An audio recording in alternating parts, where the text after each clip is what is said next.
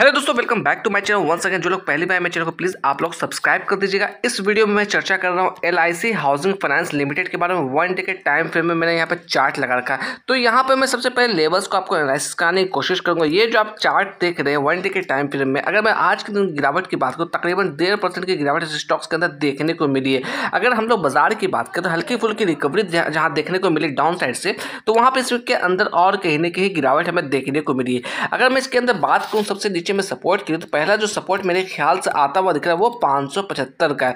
Next support की बात करें तो वो कहीं ना कहीं 540 के आसपास का आता हुआ दिख रहा है। मैं ये लेवल्स कहां से निकाल के बताने की कोशिश कर रहा हूं, मैं आपको वही दिखाऊंगा। अगर मैं चार्ट को 1 डे की जगह पर 1 वीक के टाइम फ्रेम में कर लूं, ताकि आप लेवल्स को एनालिसिस बेहतर तरीके से कर सकते हैं। यहाँ पे मैं देखिए कैंडल को थोड़ा जूम इन कर दिया हूँ, तो ये आप लेवल्स देखिएगा, ठीक उसी लेवल्स के आसपास ट्रेड करता हुआ दिख रहा है जहां पर यहाँ पर ट्रेड होता हुआ दिख रहा है। ये साल 2018 की बात है, तो ठीक आज से 6 साल पहले जहां पे ये ट्रेड कर ठीक उसी जगह पे पहुंच चुका है। तो यहाँ पर इसकी क्रूशियल लेवल्स की बात करें तो 575 निकलता हुआ आ रहा है। तो यहाँ पर देखिएगा इसने 575 के पास सस्टेन करने की कोशिश की, बट एट द एंड इसके अंदर गिरावट हमें देखने को मिली।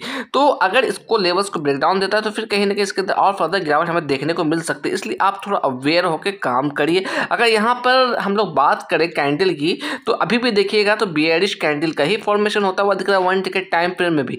तो आप सोच समझ के काम करिए। अगर यहाँ से बुलिश कैंडल की फॉर्मेशन होती है तो कहीं ना कहीं एक्यूमुलेट कर सकते हैं हम लोग, या फिर कहीं ना कहीं हम लोग फ्रेश एंट्री की प्लानिंग कर सकते हैं। यहाँ पर अभी फिलहाल के लिए आप इसे इग्नोर करके चलिए। तो नेक्स्ट सपोर्ट्स की बात करें तो यहाँ पर देखिएगा, मैं आपको लेवल्स को थोड़ा जूम कर दूं, तो जहां से इसके अंदर ब्रेकआउट देखने को मिला था, तो ये लेवल्स है 540 का। तो ये दो लेवल्स के साथ आप इसके अंदर अभी आप वेट कर लीजिए। अगर मैं बात करूँ इसके अंदर, तो ये स्टॉक्स अपने 200 डे मूविंग एवरेज के नीचे ट्रेड करता हुआ दिख रहा है और 50 डे मूविंग एवरेज के नीचे भी ट्रेड करता हुआ दिख रहा है। अगर 50 डे मूविंग एवरेज की वैल्यू की बात करें तो इसकी वैल्यू तकरीबन 616 आती हुई दिख रही है।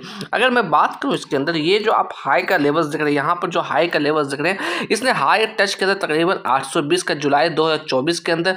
उसके पहले समय में और पहले जाए हम लोग, तो ये लेवल्स जो आप देख रहे हैं यहाँ पर तकरीबन हाई टच किया था 786 के आसपास का। ये बातें हो रही है 2017 की, ठीक आज से 7 साल पहले की बात हो रही है। तो देखिएगा यहाँ से वापस इस मुकाम पे आने में इसके 7 ईयर्स का टाइम पीरियड लग गया। तो आप यहाँ पर अंदाजा लगा सकते हैं गिरावट अगर आती है तो फर्दर कितनी गिरावट आएगी कहना मुश्किल है। बाजार के सेंटीमेंट की बात करें, जहां कल के दिन नेगेटिविटी थी, वहां पर आज के दिन देखा जाए तो कहीं ना कहीं नीचे से सपोर्ट बनाने की कोशिश की गई निफ्टी के अंदर। उसके बावजूद इस स्टॉक्स के अंदर गिरावट देखने को मिली है। अगर हम लोग बात करें इस स्टॉक्स के अंदर ऊपर के लेवल से, तो ऊपर के लेवल से तकरीबन अगर हम लोग मेजर करें से, तो अभी भी ये 29 से 30% की डिस्काउंटेड प्राइस पे ही मिल रहा है। तो क्या यहाँ पे बाय करना चाहिए? तो मेरे हिसाब से थोड़ा सा अवॉइड करना चाहिए, क्योंकि जिस लेवल के आसपास ट्रेड कर रहा है ये कहीं ना कहीं बहुत ही रिस्की हो सकता है हमारे लिए। अगर मैं बात करूं उसके अंदर कुछ और चीजों को लेकर, यहाँ पर देखिएगा मैं लेके आया हूं आपको BSE के वेबसाइट पे ये जो आप चार्ट्स देख रही है कहीं ना कहीं शेयर होल्डिंग पैटर्न्स। अगर मैं प्रमोटर्स शेयर होल्डिंग की बात करूँ तो प्रमोटर्स के पास तकरीबन 45% की हिस्सेदारी है।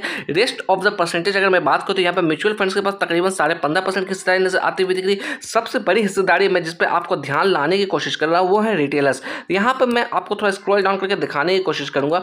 ये जो आप देख रहे हैं तकरीबन 9.5% की हिस्सेदारी जो है ये आपका रिटेलर्स का है। वैसे रिटेलर्स जिसका इन्वेस्टमेंट 2 लाख से कम का है। तो आप समझ सकते हैं जो छोटे इन्वेस्टर यानी कि छोटे रिटेलर्स जो है वो कहीं ना कहीं इसके अंदर ज्यादा ही इन्वॉल्व हो रहे हैं। तो फोकस कहीं ना कहीं लॉन्ग टर्म के लिए है। तो आपको कहीं ना कहीं इसके फंडामेंटल्स और बैलेंस शीट को चेकआउट जरूर करना चाहिए, क्योंकि आप देख सकते हैं कितने परसेंटेज यहाँ पर रिटेलर्स फंसे पड़े हैं। पिछले 6 महीने से रिटर्न्स की बात करें तकरीबन 26% का नेगेटिव रिटर्न है। पिछले 3 महीने से बात करें लगभग 7.5% का नेगेटिव रिटर्न है। पिछले 1 महीने से हम लोग बात करें तो तकरीबन 8.5% का नेगेटिव रिटर्न है। अब पिछले 1 हफ्ते से बात करें तो लगभग 1% की गिरावट के साथ ये ट्रेड करता हुआ दिख रहा है। अगर इसके अंदर मैं बात करूँ डिविडेंड को लेकर, तो देखिएगा 23 अगस्त 2024 को 9 रुपये प्रति शेयर के हिसाब से डिविडेंड दिया था। अगर मैं बात करूँ साल 2023 की, तो वहाँ पर 8.5 रुपये का डिविडेंड दिया था। तो डिविडेंड देखा जाए तो अच्छा खासा आपको यहाँ पर नजर आता हुआ दिख रहा है ईयर ऑन ईयर बेसिस पे। अगर मैं बात करूँ किसी भी तरह का बोनस का, तो यहाँ पर बोनस नजर नहीं आता हुआ दिख रहा है। अगर स्प्लिट की चर्चा करें तो स्प्लिट भी इसके अंदर नजर नहीं आती हुई दिख रही है। अगर हम लोग इसके अंदर बात करें ऊपर के लेवल से कोई एवरेज आउट करना चाह रहे हैं, तो मेरे हिसाब से उन्हें अभी इग्नोर करके चलना चाहिए। मैं क्यों ऐसा बोल रहा हूँ, क्योंकि